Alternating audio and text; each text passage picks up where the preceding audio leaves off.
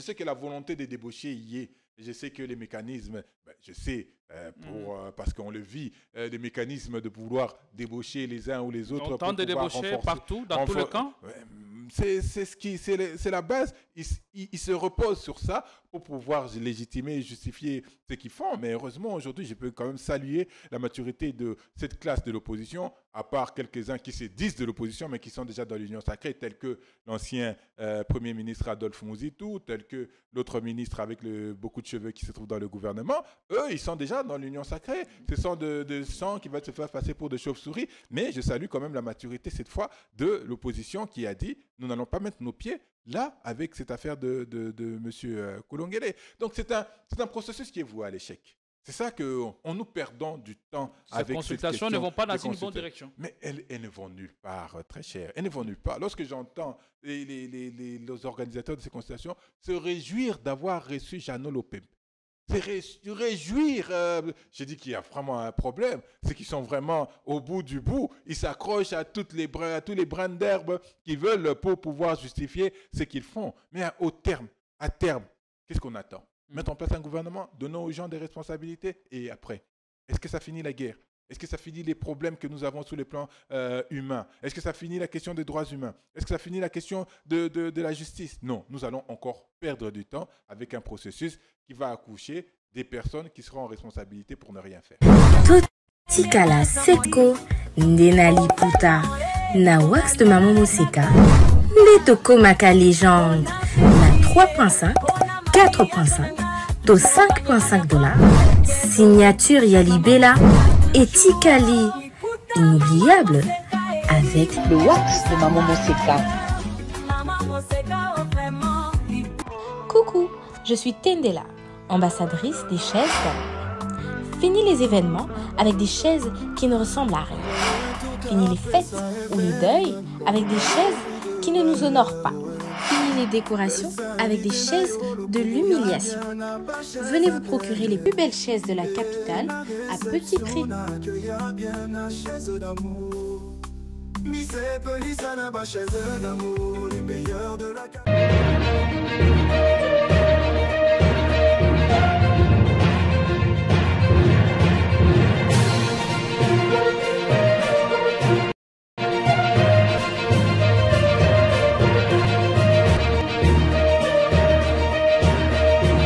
Merci de votre fidélité à ces programmes. Vous êtes sur Politicon, la force du détail. Nous sommes contents que vous soyez très nombreux à nous regarder. Merci de votre soutien indéfectible que vous ne cessez d'apporter à votre chaîne.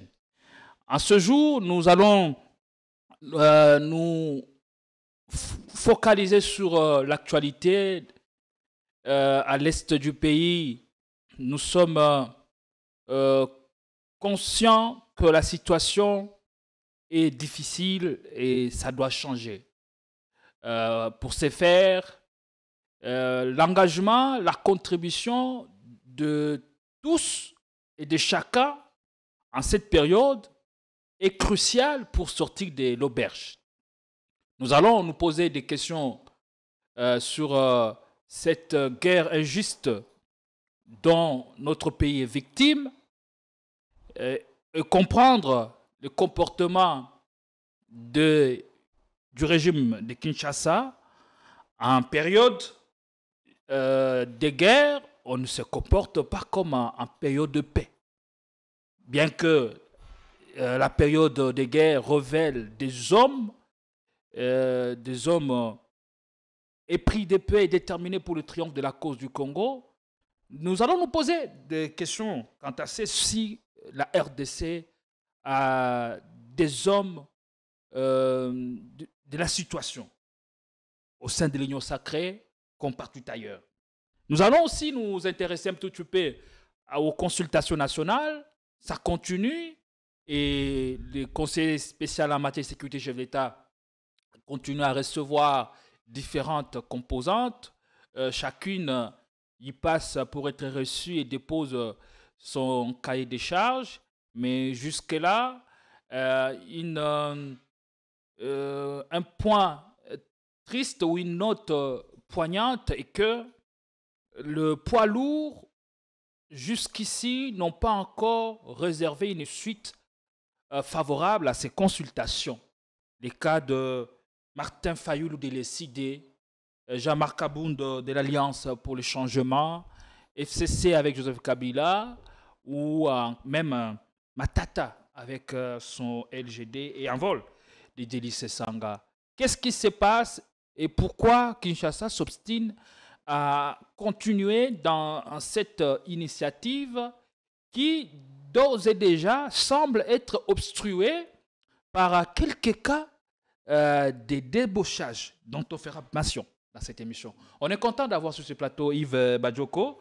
Comment allez-vous? Très pertinent. Beaucoup de gens nous écrivent à votre sujet. Ils aiment vos réflexions. C'est un honneur pour nous de vous avoir.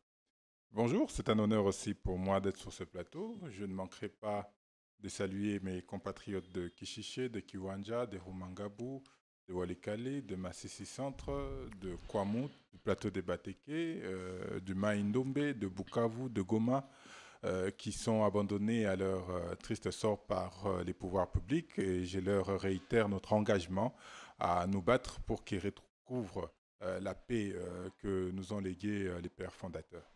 À l'entrée de l'émission, je parlais du comportement des dirigeants de Kinshasa en période de guerre. On ne se comporte pas comme en période de paix. Est-ce que cette situation que nous vivons dans l'Est est en train de révéler des hommes de la situation ou des hommes épris déterminés pour le triomphe de la cause du Congo, selon vous? Il est clair, la réponse est non, surtout au niveau des tenants du pouvoir et quelques-uns qui partagent leurs aspirations et leurs idées. Il est clair qu'aujourd'hui, nous n'avons pas les hommes de la situation, parce que si nous avions les hommes de la situation, on ne pourrait pas aujourd'hui avoir deux provinces tout entières qui soient sous occupation rwandaise, la province du Nord et du Sud Kivu. Entendu que nous avons commencé une dénonciation avec la société civile avant la prise de Bunagana. Nous avons alerté que les velléités du M23 se remanifestaient et qu'il fallait, en ce moment-là, prendre la mesure de la situation, parce que gouverner, c'est prévoir, gérer, c'est prévoir. On ne peut pas aujourd'hui être dans une situation de fait où nous subissons les conséquences de notre inaction et dire qu'aujourd'hui, nous avons les hommes de la situation. Il est clair que nous n'avons pas les hommes de la situation. Et lorsqu'on regarde la gestion de manière générale du pays, alors on se pose des questions. Aujourd'hui, j'entends beaucoup qui vocifèrent parce que la solde de militaires aurait été doublée, passant de $88 à $170. J'entends beaucoup qui commencent à en parler, mais moi j'ai dit... 480 000 francs pour un caporal. Voilà, donc on est autour de $170 américains, mais... pourquoi est-ce que depuis longtemps, on n'a pas pensé à améliorer cette solde? Parce que nous avons dit depuis longtemps qu'il fallait améliorer la solde du militaire. Pourquoi est-ce qu'on l'améliore aujourd'hui?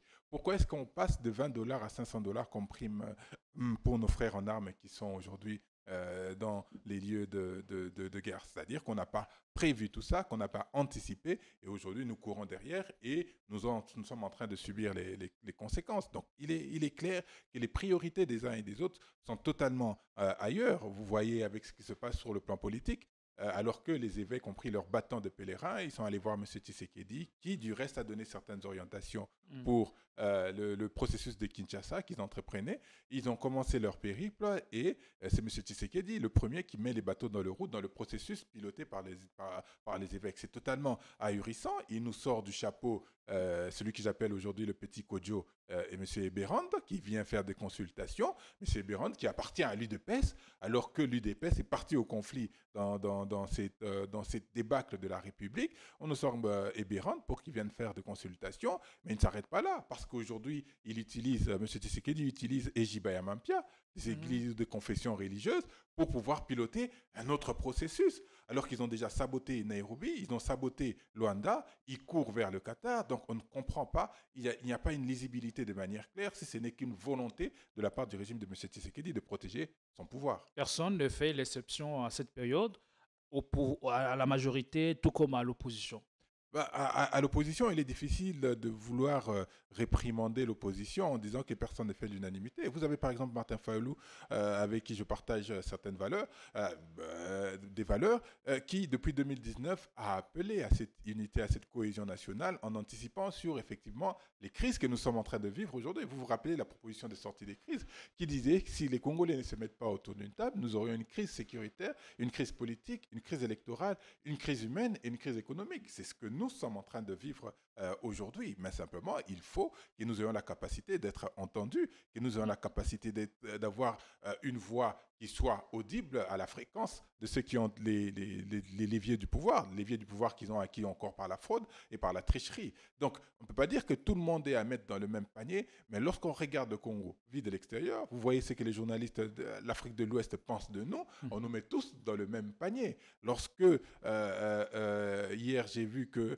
nos amis de l'UDPS étaient heureux d'avoir eu Jeannot Lopembe pour une consultation, je me dis alors il y a un sérieux problème parce qu'aujourd'hui on s'accroche à des brindilles pour justifier une action qui est totalement vouée à l'échec. Donc aujourd'hui, vu de l'extérieur, tous les Congolais sommes responsables de cette débâcle que nous sommes en train de vivre parce qu'il est fondamental que les Congolais puissent manifester ce sursaut d'orgueil, ce sursaut patriotique, en se disant, au lieu d'aller au Qatar ou dans un pays qui se trouve à des milliers et des milliers de kilomètres de nous, qui ne connaissent ni nos cultures, ni nos traditions, on aurait pu se focaliser vers les évêques de l'ECC et de SNCO que nous connaissons ici, qui partagent notre quotidien, qui connaissent notre vie, qui connaissent nos problèmes depuis toujours. Mais non, on préfère s'aborder ce qui a les initiatives internes pour privilégier les initiatives extérieures. Et la responsabilité de l'opposition dans cette débâcle dont vous faites mention, vous n'avez aucune responsabilité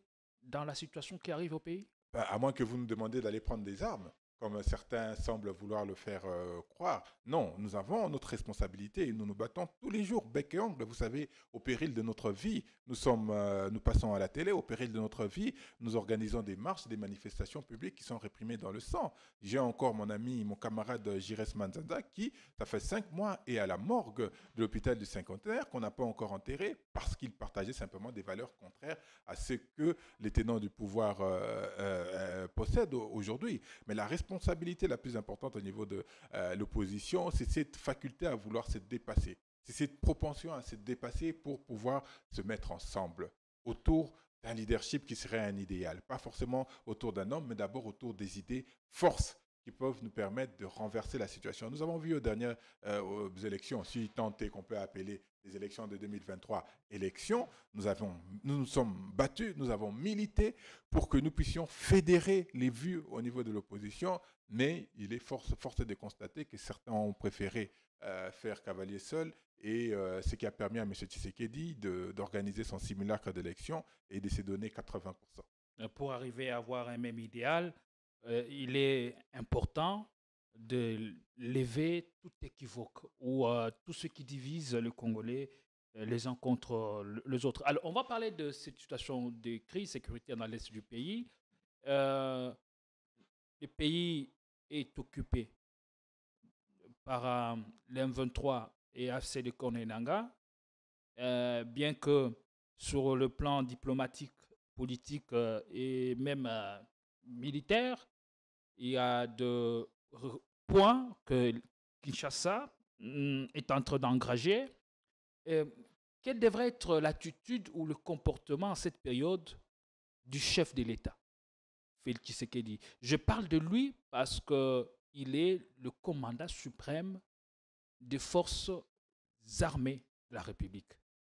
Est-ce que qu'est-ce qui prouve qu'il est tel véritablement? Dans votre question, il y a la réponse. Vous dites qu'il est le chef des armées et tout. Vous pouvez lui donner tous les qualificatifs, mais ça sert à quoi lorsque vous avez 8000 personnes qui se font tuer à Goma? Ça sert à quoi d'avoir tous ces qualificatifs lorsque vous avez 30 millions de Congolais qui sont en insécurité alimentaire? Ça sert à quoi d'avoir tous ces qualificatifs lorsque vous avez des pans entiers de votre République qui ne sont plus sous votre administration, sous votre gestion? Mais ça, c'est une évidence. Ça peut arriver dans la vie de tout État, parce que la vie d'un État, ce n'est pas un fleuve tranquille, mais en termes de comportement, d'attitude, comment devrait-il se comporter? Mais en tant que commandant vous suprême des savez, forces armées. on dit celui qui veut la paix, il prépare la guerre. Si vous voulez être un commandant, un vrai commandant, alors il faut commencer par préparer la guerre. Si vous voulez être un vrai commandant, il faut depuis hier avoir la capacité de donner à ces militaires une solde décente et conséquente. Parce qu'aujourd'hui, même avec $170, on ne s'en sort pas. Ils vont faire avec quoi? Ils vont payer à manger, ils vont payer les études des enfants, ils vont se payer des logements parce que tous les camps sont bondés. Si vous voulez être un vrai commandant, on anticipe toutes ces choses et on met en place un programme sérieux et un plan de relance de l'armée qui, du reste, lui-même, il avait dit qu'il avait trouvé en parfaite forme, que c'était une armée disciplinée qu'il avait trouvée, même si aujourd'hui il a ravalé ses paroles comme à son habitude. Donc, si vous voulez être un vrai chef, vous prenez en considération tous ces aspects, vous anticipez et ainsi vous allez d'avant. Vous savez, il y a une bonne idée qui a été initiée, c'est les maisons préfabriquées pour les militaires et leurs dépendants. Où est-ce qu'on en est aujourd'hui? Au tout début du premier mandat du chef de l'État. Où est-ce qu'on en est aujourd'hui?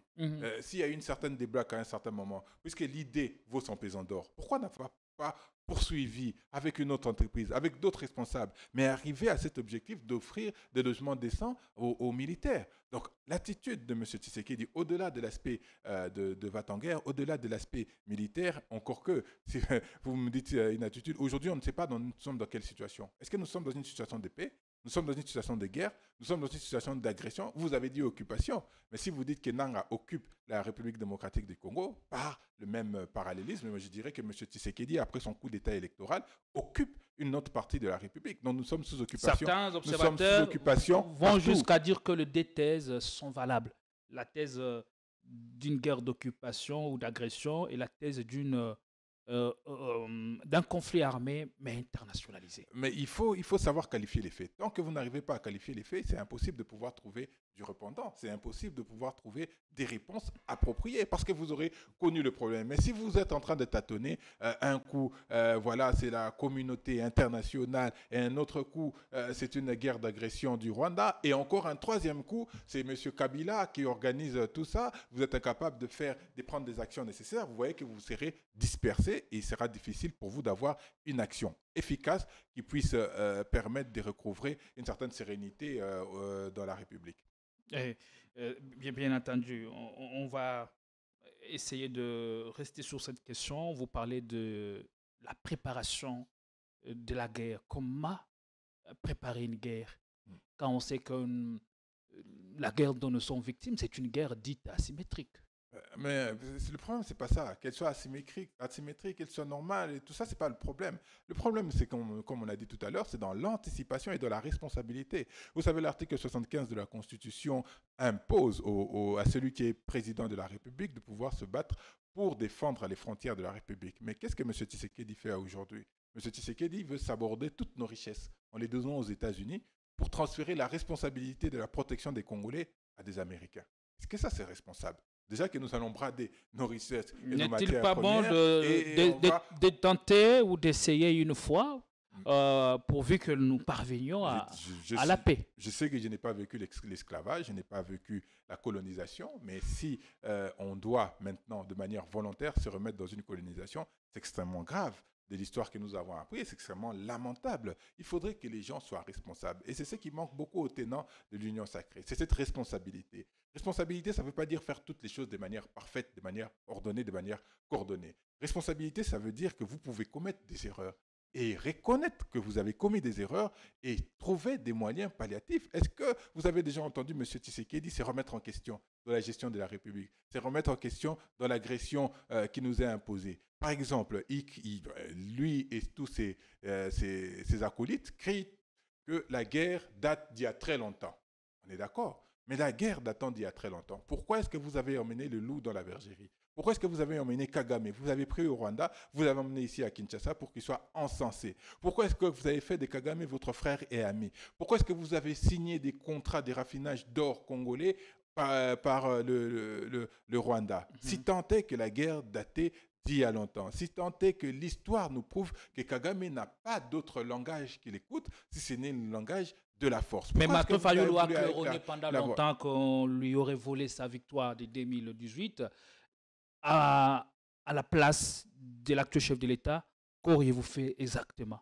Bah, il y a beaucoup de choses à faire. Nous avons dit, je vous transmettais, je crois que je ne vous ai jamais donné le manifeste de Kisangani qui reprend les idées forces de notre programme de gouvernance. Hein, c'est le futur programme de gouvernance. Il y a beaucoup d'actions à entreprendre. La première action, qu'est fait le camp Kokolo ici, en plein centre-ville de Kinshasa?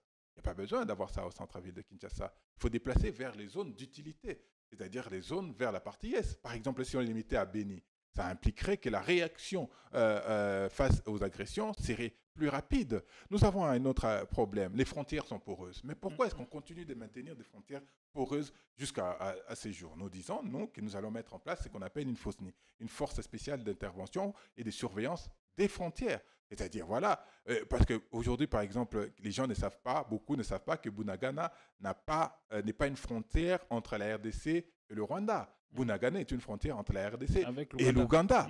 Ce sont des États qui nous déstabilisent et qui nous instabilisent. Alors nous allons mettre en place une brigade sérieuse qui aura pour rôle de ne surveiller que les frontières pour éviter qu'un jour on se réveille. Ah oui, il y a 4000 soldats rwandais sur le sol de la RDC. Mais ils sont entrés comment? Est-ce qu'il n'y avait pas les services de la DGM? Est-ce qu'il n'y avait pas d'autres services de l'État? Est-ce qu'il n'y avait pas de services aux frontières? Voilà, nous allons.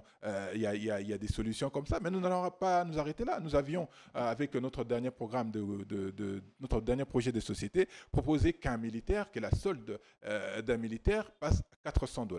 Et c'est possible de les faire. Vous le voyez aujourd'hui avec M. Tshisekedi qui s'est ravisé certainement en évitant trop de dépenses au niveau de la présidence et partout ailleurs. On est capable de payer décemment nos militaires. Donc nous avons dit qu'il faut bien payer, bien rémunérer. $400 pour le moins gradé.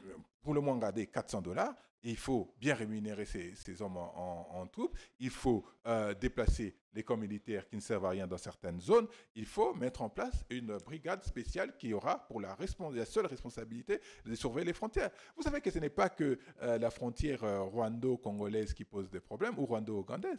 Même la frontière avec la République centrafricaine nous pose des problèmes. Même la frontière avec la Zambie, avec l'Angola. Vous savez que le pétrole aujourd'hui, le littoral qu'on partage avec l'Angola, c'est le même littoral. L'Angola pompe le pétrole depuis des années, mais nous, on n'en fait rien. Donc, toutes ces questions au niveau de l'intégrité de la République démocratique du Congo doivent être observées et doivent être adressées avec des solutions idoines. Et nous en avons tout plein. Je vous invite à aller sur martinfalot.org. Vous allez voir ce qu'on a fait les 100 premiers jours de pouvoir, les 100 premières actions, les 300 mesures prioritaires, les 30 mesures prioritaires. Nous avons tout un arsenal pour tous les secteurs de la vie économique et sociale. Ça, ce sont des idées forces que vous avez proposées.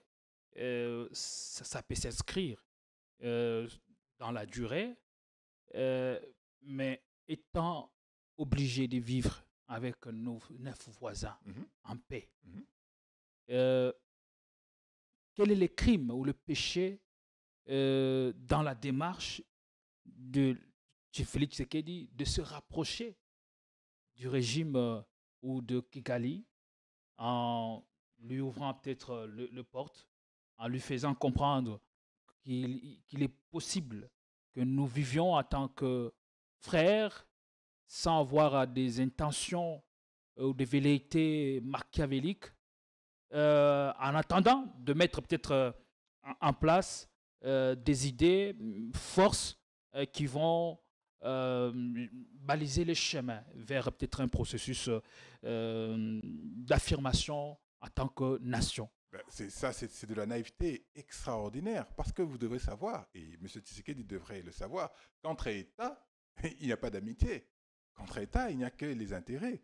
Et si Kagame trouve ses intérêts en agressant la République démocratique du Congo, vous pensez qu'il va changer juste parce que M. Tshisekedi lui a fait les beaux yeux. Tout comme il peut trouver ses intérêts en étant en paix avec la RDC. Mais il faut être très prudent. Aucun État ne va maintenir des relations de paix avec les autres. Vous voyez ce que Trump fait aujourd'hui à l'Europe.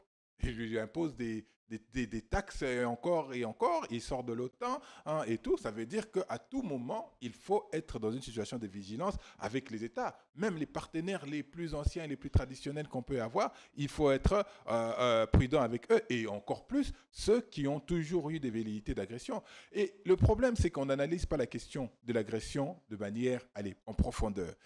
Parce que beaucoup de gens se limitent à la question des ressources minières, en disant que le Rwanda vient pour les ressources minières. Non, l'objectif premier, non pas que du Rwanda, mais de plusieurs pays de la sous-région, notamment le Kenya, notamment l'Ouganda, c'est de prolonger l'empire Imatuti. L'empire Imatuti pour pouvoir dominer l'Afrique centrale. Et si vous dominez l'Afrique centrale, prochainement, vous dominerez le monde. Et cette domination passe par l'acquisition des terres. L'acquisition d'une manière ou d'une autre, soit par la force, soit par la ruse. C'est ça, c'est le schéma qu'ils ont en tête. À moins que, comme M. Tshisekedi l'avait souligné, que l'EAC devient notre terre à tous, où les frontières vont tomber, où les Rwandais pourraient venir s'installer, prendre des pans de nos territoires, établir des chefs coutumiers, alors là, peut-être qu'ils penseraient avoir résolu la question. Non, l'approche de M. Tshisekedi était différente, nous l'avons décriée, et aujourd'hui, la réalité sur le terrain nous donne l'approche totalement... n'était pas prudente, si je dois répéter vos mots. Mais elle était à la fois imprudente, irresponsable, elle n'avait pas de soubassement, elle n'avait pas de projection. Irresponsable par rapport à quoi? Il a tenté, il a osé. Ce qu'aucun président par le passé ne l'a fait.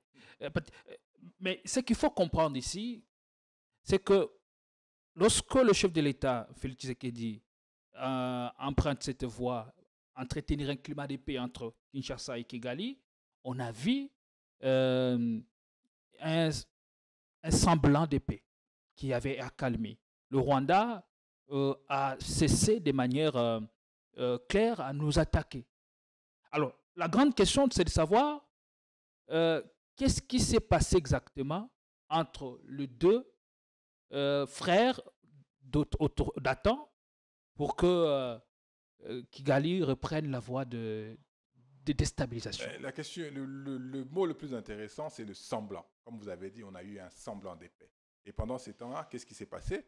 On a réactivé le M23. Le M23 s'est réactivé, s'est réorganisé pour pouvoir attaquer la République. Et nous, naïvement, on pensait que Kagame était gentil et qu'on passerait du bon temps avec lui à siroter des bières. La réalité nous a rattrapés. Qu'est-ce qui s'est passé entre les deux? Y a-t-il des accords qui n'auraient pas été respectés? Qu'est-ce qui s'est passé ou qu'est-ce qui se passe? Il faut être cohérent, il faut être conséquent, les Congolais. C'est pourquoi là où j'interrogeais notre responsabilité collective, il faut vous poser la question de savoir ce qui se passe de manière réelle. Lorsque les évêques, comme j'ai dit tout à l'heure, prennent l'initiative sur le processus de Kinshasa pour fédérer tous les Congolais autour d'une table, autour d'une cause commune qui est le Congo, qu'est-ce que M. Tshisekedi fait? Il sort Ibérande, le petit Kodjo, et il sort Ejiba Amapia pour des processus qui vont torpiller le processus de l'ECC et de la SENCO. Il serait allé à Luanda. Il s'organise avec les M23 pour des discussions directes, pour des discussions avec le Rwanda. Tant mieux. Mais qu'est-ce qu'ils ont fait? Ils ont sabordé Nairobi, ils ont sabordé Luanda. Pour faire quoi? Pour aller au Qatar. Alors il faut se poser les bonnes questions. Qu'est-ce qu'ils se disent réellement au Qatar? Est-ce qu'aujourd'hui on n'est pas en droit de s'interroger sur la complicité de M. Tshisekedi dans cette débâcle, dans cette volonté de balkanisation de la République démocratique du Congo? Est-ce que ce n'est pas un plan savamment orchestré par tous les ennemis de la République externe et interne pour pouvoir détacher des pans entiers de la République démocratique du Congo? Est-ce que vous savez ce qui se passe en Ituri aujourd'hui? En Ituri, il y a plus de soldats de l'Ouganda que de soldats congolais. En Ituri, est-ce que vous savez qu'aujourd'hui que l'on consomme le shilling plus que le franc congolais? Nous sommes dans une balkanisation de fait. Et là, nous sommes en observateur. Et pendant qu'il y a tous ces entrefaits, M. Tshisekedi est toujours en mutualisation de force avec l'Ouganda. Ils sont en opération. Malgré les menaces, on ne peut plus clair du fils de Museveni. Ça, ce ne sont pas des menaces. Ce sont des insultes à l'endroit de la République. Comment est-ce qu'il peut, le fils de Museveni, dire qu'il va arrêter un gouverneur de province qui tentait, serait le représentant des chefs d'État dans cette région, et qui, Kinshasa, n'ont pas ce mot? Ne convoque pas l'ambassadeur, ne lui pose pas de questions, ne fait pas de remontrances à personne, rien, on est là, tranquille. Donc nous nous interrogeons aujourd'hui, pas que M. Tshisekedi ainsi que toutes ses acolytes, sur leurs responsabilités, sur leur potentielle traîtrise par rapport à la République démocratique du Congo. Parce qu'on ne peut pas penser, vous savez qu'aujourd'hui, le M23 a installé dans les régions qu'ils occupaient des chefs coutumiers. Ils sont allés jusqu'à installer des chefs coutumiers. Ils ont installé dans la petite territoriale. Ils ont nommé des administrateurs de territoire. Ils ont nommé des administrateurs de territoire. Ils ont nommé des gouverneurs. Aujourd'hui, c'est extrêmement grave. Nous sommes quasiment dans une république à part entière. Parce que Nanga disait dernièrement qu'il va mettre en place un organisme qui ferait le rôle de la Banque centrale pour les régions, entre guillemets, libérées. Et il n'y a pas 3 jours, j'ai vu qu'il a nommé à la CADECO. Donc je suppose qu'il va utiliser la CADECO comme étant la banque centrale pour les zones qui contrôlent. Est-ce que vous vous rendez compte de la gravité de la situation sur laquelle nous sommes en train de traverser? Mais ici, M. Tshisekedi, il est dans ses affaires, et lui et son union sacrée, ils font leurs affaires, ils font leurs consultations, comme si de rien n'était. On a réactivé le M23, et ça, c'est l'œuvre de Kagame, mais il a attendu quelques années après la prise de pouvoir de Tshisekedi pour le faire. 2019, le M23 n'était pas réactivé. 2021, c'est en 2022, si je suis fidèle à ma mémoire, que le M23 est réactivé. Entre-temps, il y a eu des accords, des partenariats entre le gouvernement congolais et le régime de Paul Kagame. Je me dis, est-ce que tout est parti de l'ouverture de Kinshasa à Paul Kagame? Est-ce que la résurgence du M23 serait justifiée par cette ouverture? Non, la résurgence du M23 s'est faite en 2021. 21. N'oubliez pas que le régime de l'Union sacrée a reçu ici les tenants du M23 pendant 14 mois. Ça veut dire que de 2019... Mais 3 ans après, quand même, pendant 3 ans, de 2019... Félix Tshisekedi n'a pas eu à faire face à ces mouvements armés. Mais de 2019 à 2020, ils étaient ici. À mi-2020, ils étaient ici. Ils étaient en train de discuter comme copains et copains. Même si M. Tshisekedi voudrait s'en désolidariser et jeter l'opprobre et la responsabilité à son ministre de l'Intérieur, mais ils étaient dans cette capitale discutant avec le pouvoir en place. Donc c'était normal que nous ayons eu cette relative stabilité. Et puis après, il y a eu ce qu'il y a eu. Mais je vous dis qu'il ne faut pas vous poser la question toujours dans le passé. Il faut vous poser la question jusqu'à actuellement. Est-ce qu'il n'y a pas de lien entre M. Tshisekedi et Paul Kagame dans la volonté de balkanisation de la République démocratique du Congo? Mais lorsque vous situez le problème avec des supposés échanges entre M. Tshisekedi et Kagame ou la dégradation du semblant de paix, comme vous l'avez dit, il ne faut pas vous commencer par là. Le problème commence depuis 2018. L'accession de M. Tshisekedi en responsabilité. Lorsque vous accédez par la fraude, eh bien vous pouvez être sûr que le reste est déjà biaisé. C'est depuis 2018. Qu'est-ce que M. Tshisekedi tout est parti de là. Mais tout est parti de là. Qu'est-ce que M. Tshisekedi n'aurait pas promis aux uns et aux autres pour aujourd'hui consolider son pouvoir en Afrique, en Europe et dans d'autres pays? Qu'est-ce qu'il n'a pas promis aux uns et aux autres? Est-ce que vous savez par exemple que l'Ouganda... Pourquoi doit-il promettre? Mais parce que est-il obligé de les faire? Mais parce qu'il savait qu'il n'avait pas été élu. Parce qu'il savait qu'il manquait de légitimité et qu'il ne trouvait pas cette légitimité en interne. Il fallait tenter de trouver cette légitimité au niveau de la sous-région. Et ça a peut-être conduit à des engagements qu'il n'a pas su et qu'il ne saura pas tenir aujourd'hui. Ou peut-être qu'il est en train de tenir aujourd'hui, on ne sait pas. Notre pays fait face à un gros risque de balkanisation. Et dans certaines régions, c'est une balkanisation de fait déjà aujourd'hui. Donc en 2018, n'ayant pas été élu, il s'est certainement engagé dans des engagements, vous me permettez la tautologie, qu'il aujourd'hui met la République démocratique du Congo en difficulté. Donc voilà. On se rappellera même remonter plus loin. Le revirement de Paul Kagame, alors président en exercice de l'Union africaine, qui avait récusé l'élection de Félix Tshisekedi au tout début, avant de changer de fusil d'épaule. Oui. Après, je me pose la question de savoir... qu'est-ce qui s'est passé? Est-ce que s'est-il rendu compte que c'est lui qui a été élu ou la vérité s'est défendue elle-même? Ne soyez pas naïf, très cher. Vous savez ce qui s'est passé. Il y a eu des deals entre les uns et les autres. Il y a eu certainement des garanties offertes aux uns et aux autres. Et voilà, aujourd'hui, qui nous mettent en difficulté. Même cette volonté de vouloir donner aux Américains toutes nos ressources minières. Ça va nous mettre en difficulté. Parce qu'aujourd'hui, l'essentiel des ressources minières sont contrôlées par les Chinois. Comment est-ce que vous allez prendre ce qui est contrôlé par les Chinois, vous les donnez aux Américains? Et les Chinois, ils vont vous regarder, ils vont dire, ah oui, ça va, c'est tout, c'est fait, on prend nos clics et nos claques, on s'en va. Non, ça va encore mettre la République démocratique du Congo dans une situation de tension. Parce qu'aujourd'hui, il y a des blocs d'influence qui se développent. Vous connaissez les BRICS. Les BRICS, aujourd'hui, veulent être un contrepoids de l'ancien ordre mondial. Ils veulent imposer un nouvel ordre mondial et la République démocratique du Congo, de par sa position stratégique, de par ses capacités en ressources naturelles et en ressources de son sous-sol, joue un rôle important dans cette mainmise qu'il faut avoir sur la gestion du monde de demain. Et vous pensez que les BRICS, ils vont nous laisser faire? Ils vont nous laisser brader nos richesses, aller en esclavage auprès des Américains sans rien faire, sans sourciller? Non, ça va nous conduire à des problèmes demain. C'est pourquoi nous disons qu'il est fondamental et qu'il est impératif que les Congolais trouvent des solutions à leurs problèmes. Comme ça, demain, on est redevable de personne. Vous voyez ce qui se passe aujourd'hui en Russie. Les États-Unis ont réclamé 600 milliards de dollars à l'Ukraine parce qu'ils ont donné des aides militaires, des renseignements et tout consort. Et maintenant, l'Ukraine est obligée de céder ses terres rares et certains produits de son sous-sol aux Américains pour payer leurs dettes parce qu'il y a eu cette intervention extérieure. Si nous, aujourd'hui, on va avec le Qatar, mais demain, ils viendront. Vous savez, il y a une entreprise, j'oublie souvent son nom, Qatari, qui devrait s'installer pour en parallèle la gestion des ressources, spécifiquement l'or. Et en bradant nos minéraux, ce n'est pas pour autant qu'on est rassuré d'avoir la paix au lendemain. Mais vous avez vu l'histoire avec les mercenaires. Combien sont morts pour cette République? Les étrangers, ils ne vont pas venir mourir pour vous. Il faut vous mettre dans... Est-ce qu'on n'arrive pas à prendre conscience que d'abord dans l'échiquier international, en tant qu'État, on est toujours seul? Un État est toujours seul. Même s'il a des alliés, parce que ces alliés peuvent se retourner. Moi, j'aime apprendre le modèle de la Chine. La Chine a été courageuse. Vous savez pourquoi en Chine, on mange tout? On mange des serpents, on mange des vers, on mange des lézards, tout ce que vous voulez. Parce que la Chine, ils ont pris la décision courageuse. Ils ont dit, on ferme tout. On se ferme du monde.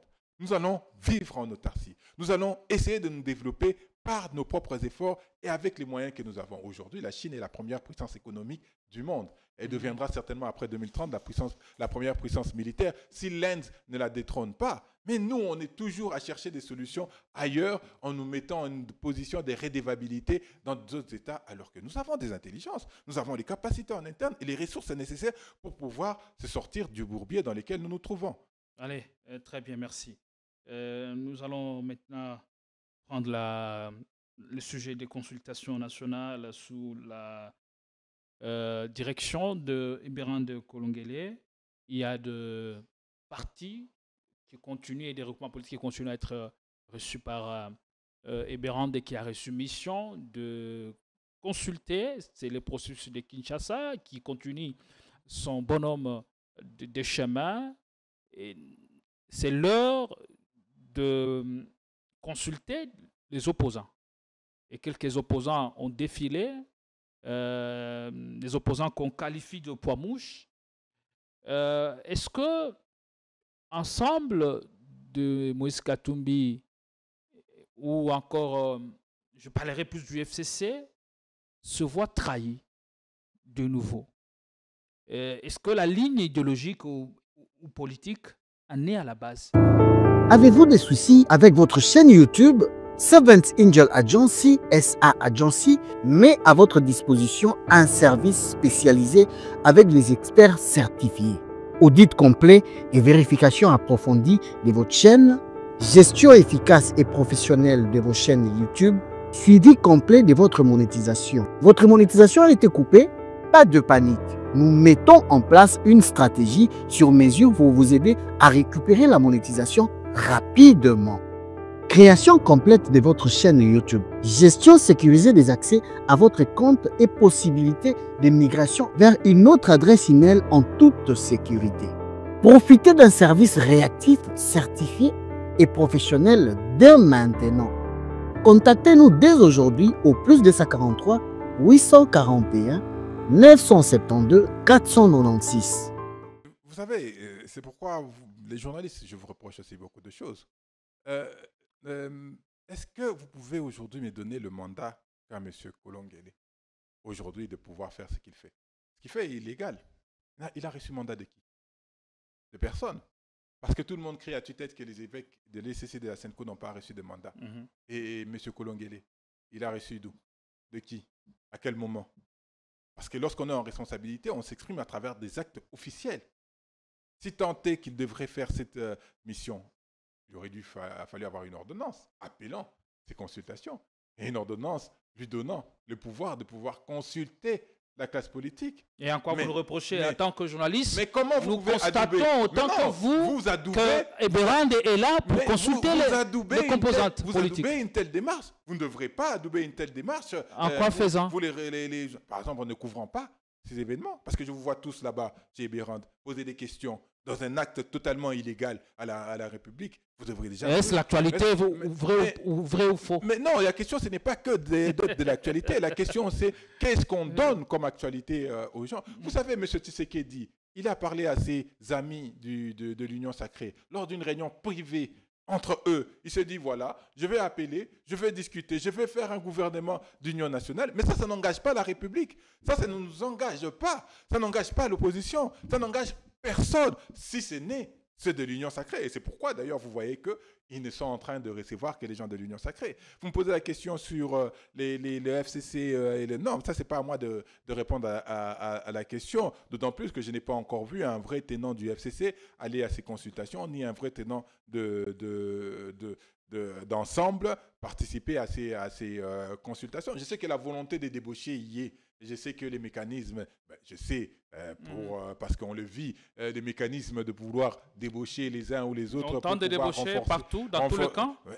C'est la base. Ils se reposent sur ça pour pouvoir légitimer et justifier ce qu'ils font. Mais heureusement, aujourd'hui, je peux quand même saluer la maturité de cette classe de l'opposition, à part quelques-uns qui se disent de l'opposition, mais qui sont déjà dans l'Union sacrée, tels que l'ancien Premier ministre Adolphe Mouzitou, tel que l'autre ministre avec beaucoup de cheveux qui se trouve dans le gouvernement. Eux, ils sont déjà dans l'Union sacrée. Ce sont de sang qui va se faire passer pour des chauves-souris. Mais je salue quand même la maturité, cette fois, de l'opposition qui a dit nous n'allons pas mettre nos pieds là avec cette affaire de M. Kolongele. Donc, c'est un processus qui est voué à l'échec. C'est ça qu'on nous perdons du temps avec ces consultations ne vont pas dans une bonne direction. Mais elles ne vont nulle part, très cher. Elles ne vont nulle part. Lorsque j'entends les organisateurs de ces consultations se réjouir d'avoir reçu Jeannot Lopempe, se réjouir, je dis qu'il y a vraiment un problème, c'est qu'ils sont vraiment au bout du bout. Ils s'accrochent à tous les brins d'herbe qu'ils veulent pour pouvoir justifier ce qu'ils font. Mais à terme,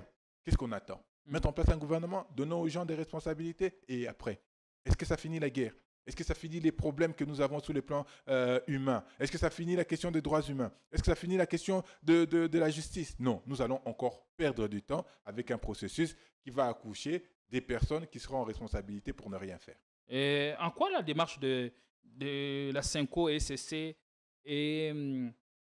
c'est des cartes ou c'est des marques de ce que fait le pouvoir? En quoi est-elle particulière? Mais la démarche du pouvoir est partisane. Je vous ai dit que M. Kolongele, le petit Kodjo, est de l'UDPS. Ça biaise, ça vicie tout. Déjà, M. Kolongele, il devrait travailler pour rapprocher les deux ailes de l'UDPS, qui est dirigé par l'ancien secrétaire général Kabouya et le nouveau secrétaire général qu'ils ont mis. Parce qu'ils sont à couteau tiré. Même lorsqu'on parle d'un gouvernement d'ouverture, puisque c'est actuellement le concept.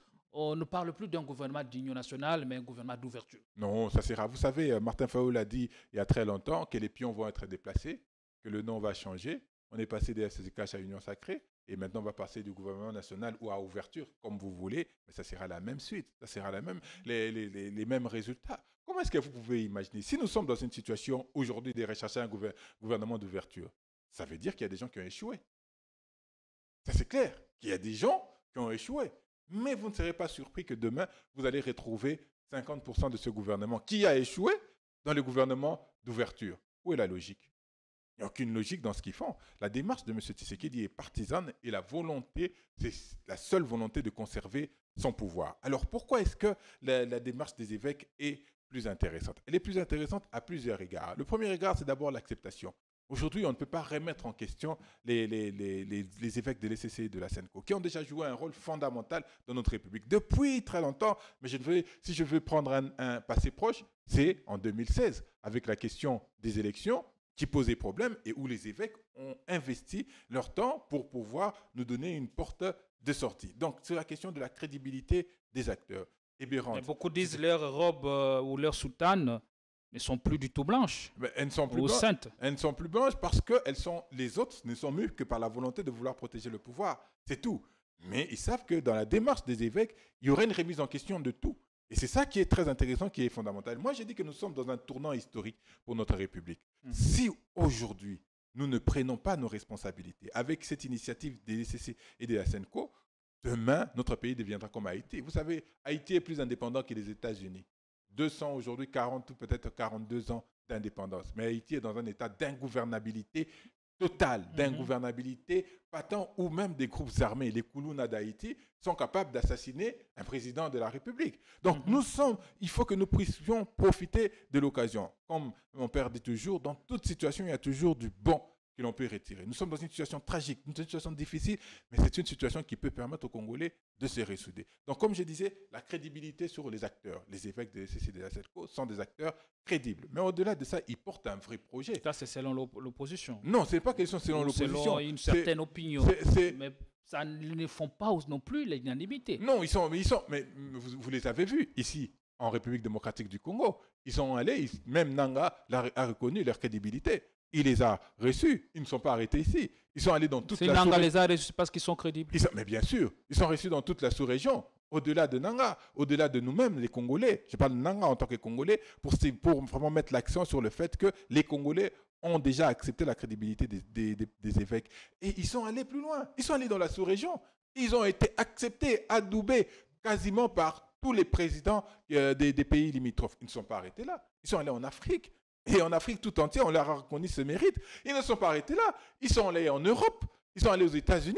Et aujourd'hui, ils sont passés par les Nations Unies où tout le monde adoube le projet qu'ils ont. Donc, sur la question de la crédibilité, il n'y a pas match, il n'y a pas photo. Ça, c'est fait. Mais maintenant, sur le projet du pacte qu'ils portent, effectivement, pour la paix et le bien vivre ensemble de la région des Grands Lacs, dans la région de Grands Lacs. Il est fondamental parce qu'il s'articule en deux temps. Le premier temps, c'est une question de recouvrer cette cohésion nationale où les Congolais doivent se parler, trouver des solutions à un problème, penser le Congo. Parce qu'aujourd'hui, chacun a son idée du Congo. Mais les Américains ont une seule idée des États-Unis. La puissance, l'État le plus fort, le plus puissant, qui doit imposer son hégémonie partout ailleurs, qui doit avoir des réactions de dominant à dominer envers les autres États. Quel est le Congo que nous voulons aujourd'hui et quel est le Congo que nous préparons pour demain? Le pacte social pour la paix a le mérite de pouvoir poser ces questions fondamentales. Comment on accède en responsabilité dans notre pays? Allons-nous toujours recourir à des armes? Allons-nous toujours recourir à des coups d'État électoraux?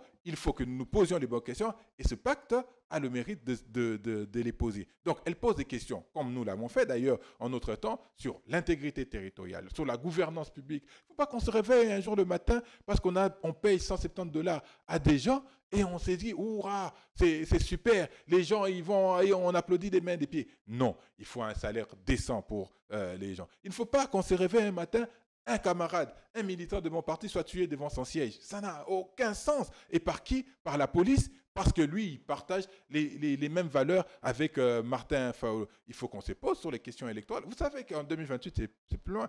Les questions électorales, qu'est-ce qu'on en fait? Qu'est-ce qui va se passer en 2028? Si nous ne commençons pas à nous préparer aujourd'hui, 2028, ça sera encore un désastre pire qu'en 2023. Est-ce que les gens se posent des bonnes questions? Il faut qu'on se pose des questions sur les droits humains. Et ça, le pacte pour le bien vivre ensemble, pour la paix et le bien vivre ensemble de la région des Grands Lacs, pose ces questions-là. Mais il ne s'arrête pas là. Parce que j'ai entendu M. Kakenza et M. Jibama Pia dire « Ah, mais pourquoi est-ce qu'eux, ils pensent jusqu'à très loin dans l'avenir ?» Je dis « Mais les gens sont malades. Il y a des problèmes. » Il faut commencer à penser aujourd'hui, réfléchir aujourd'hui pour l'avenir. Ce que nous voulons être demain. Et l'initiative des évêques pose la question de notre centenaire. En 2060, quel est le Congo que nous voulons atteindre? Et qu'est-ce qu'on fait aujourd'hui pour atteindre 2060? Voilà pourquoi l'initiative des évêques est extrêmement intéressante et c'est pourquoi nous la soutenons. Et qu'est-ce qu'on ferait pour ramener ou faire ramener à la raison les pouvoirs qui n'ont pas la même lecture que vous de l'opposition vous avez... sur les pères spirituels, sur l'initiative de la SENCO et CC. Est-ce qu'il faudrait entrevoir peut-être la logique de faire participer à cette initiative de pères spirituels d'autres pays, par exemple, pour peut-être donner un peu plus de crédibilité? Non, on n'a pas besoin de faire participer d'autres pays. J'ai dit que la solution est congolaise. Lumumba l'a dit avant nous. que l'histoire, l'avenir du Congo s'écrira au Congo par les Congolais. Il faudrait que ça reste une initiative congolaise. Si après que nous soyons convenus, la communauté internationale veut venir adouber, il n'y a pas de problème. Il n'y a pas de problème à ça. Mais l'initiative doit d'abord partir de nous-mêmes. Maintenant, après, vous savez, ça fait 2 ans que j'ai lancé le slogan « Paix sa cohésion nationale, chance ». Et je le répète à tue-tête. Mais à un moment donné, il faut s'arrêter. Parce que si, comme Martin Fayulu l'a dit dans l'un de ses discours, si M. Tshisekedi continue à s'ériger en obstacle, il faut le considérer comme tel, comme étant un obstacle qu'il faut faire sauter par tous les moyens que la Constitution nous donne. Il faut le faire sauter. Moi, j'invite les évêques, j'ai encore dit ça et je leur ai dit, à lancer ce processus de cohésion nationale avec ou sans M. Tshisekedi, s'ils tentaient qu'ils ne veulent pas Comment ça va se passer, Yves Badioko, se ressaisir. Puisque le problème, c'est pas seulement entre comment est-ce qu'Eberand fait ses affaires? Le problème, c'est pas seulement entre nous. Le problème, c'est entre le Congo, Rwanda. Oui. Le problème, c'est entre Congo, communauté internationale. Le problème, c'est entre nous-mêmes. Comment mettre d'accord tous les acteurs à nous mettre autour d'une même table pour parler de cette question cruciale. En 1 minute, on va jeter par là. Mais nous appelons au bon sens. Nous n'avons pas arrêté d'appeler au bon sens et au sens des responsabilités de tout le monde. Mais force est de constater qu'il y en a qui ne veulent pas user du bon sens, user de ce patriotisme, user de l'amour du pays, user de l'amour des Congolais envers les autres. Et qu'est-ce que nous allons continuer à faire? Ces personnes, il faut les mettre à l'écart si elles ne veulent pas. C'est pourquoi moi j'invite, vous me posez la question comment les évêques ont fait. Et monsieur le petit Kodjo Eberand, il fait comment? Il fait ses affaires. Et ça n'engage que lui. Mais que les évêques de l'ECCSECO lancent ce processus. Ceux qui veulent le rejoindre, on a plusieurs acteurs à plusieurs niveaux. Le rejoindre, et puis après on verra. Vous savez, vous n'allez pas continuer à vous plaindre qu'un voleur rentre dans votre maison parce que chaque jour vous dormez la porte ouverte. Si vous dormez la porte ouverte, le voleur rentrera. La première des choses, lorsque j'ai dit qu'il faudrait faire cette cohésion en interne, ça va nous permettre de fermer cette porte. Parce que M. Tshisekedi s'est plaint lors de ce dernier rassemblement avec les gens du Génocide sacré en disant qu'il y a des infiltrations au niveau de l'armée, au niveau de partout. Mais alors, qu'est-ce qu'on fait? Il faut commencer par les exfiltrer. Comment on fait pour les exfiltrer? Il faut se remettre ensemble. Il faut se parler. Il faut se dire les choses de manière claire et évidente. Il faudrait que l'action que nous mettons en place puisse être soutenue par tout le monde. Est-ce que vous savez aujourd'hui que l'un des chefs d'état-major adjoints faisait partie d'une ancienne rébellion de Thomas Lubanga? Thomas Lubanga a repris du service en Ouganda aujourd'hui. Il a une nouvelle rébellion. Est-ce que demain, il n'y aurait pas des accointances qui vont nous faire encore imploser le pays? Et aujourd'hui, parce que nous sommes distraits, parce que nous ne prenons pas la mesure de la situation, on se retrouve dans cette situation, on va continuer à attendre et attendre. Déjà. Très cher, demain, il risque de ne plus avoir de Congo pour lesquels on va se battre, pour lesquels on va dire, moi, je suis les garants, qui peut m'empêcher? Demain, il risque de ne plus l'avoir, ou du moins au minimum dans ses formes actuelles. J'ai l'impression que lorsqu'on parle de balkanisation, beaucoup de gens ne se rendent pas compte. Beaucoup de gens ne se rendent pas compte, ils pensent que c'est une chimère. La Yougoslavie a été balkanisée. Il n'y a pas de noirs là-bas en Yougoslavie. En Yougoslavie, il y a des blancs, comme eux-mêmes disent, des blancs aux yeux bleus, avec les cheveux frisés. C'est eux, là-bas, chez eux, il y a eu la balkanisation. Et vous pensez que s'ils veulent faire la balkanisation au Congo, ils vont s'empêcher? Le Soudan a été balkanisé. Il y a le Soudan du Sud et le Soudan du Nord aujourd'hui. Les Mali posent problème. L'Éthiopie a été balkanisée. Est-ce qu'on se rend compte? Est-ce que c'est ce que nous voulons pour notre République? C'est pourquoi nous disons qu'il faut que ce patriotisme, pas un patriotisme qui commence avec la prise de Goma, un patriotisme qui commence avant l'attaque de Bunagana. C'est celui-là dont nous avons besoin. Et c'est celui-là que nous sommes en train de susciter et de réveiller. Si d'aventure les traîtres veulent rester à leur place, eh bien laissons les traîtres à leur place, considérons-les comme tels et mettons-les au même sac avec Kagame et le reste. Si nous sommes une nation forte aujourd'hui, personne n'osera demain vouloir nous inquiéter. Demain, venir faire des velléités de vouloir balkaniser notre République. Le Rwanda réfléchira 10, 15, 20 fois avant de pouvoir faire une infiltration. C'est pourquoi il faut reconstruire cette force au niveau interne. Vous savez, aujourd'hui, même si nous avons un pacte pour la paix et les bien vivre ensemble dans la région des Grands Lacs, que tout le monde signe, n'empêche que demain, nous rentrions en guerre. N'empêche que demain, que d'autres États aient des velléités. Mais tout ça, ce n'est que notre capacité de dissuasion que nous aurons construit qui pourra empêcher toutes ces velléités de guerre et d'agression. Allez, merci beaucoup Yves Badioko. Merci d'être venu et d'avoir répondu à nos questions. Nous vous retrouvons très très vite avec de nouveaux invités, des nouveaux sujets à aborder sur ce plateau.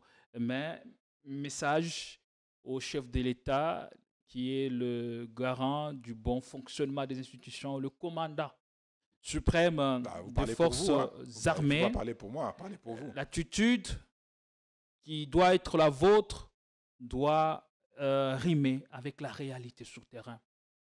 Curieux que cela puisse paraître, nous constatons une sorte de contradiction entre votre rôle ou le bâton de commandement que vous devez prendre en cette période et les actes que vous posez. Donc, je vous prie, Monsieur le Président, de prendre votre bâton, de vous revêtir de votre armure et d'être le premier sur le front afin de frapper l'ennemi et de les déloger de notre territoire. Oui, c'est possible. Et en le faisant, Monsieur le Président, je vous rassure, vous réussirez à galvaniser les troupes et le Congo triomphera. Et notre cause sera entendue. Merci.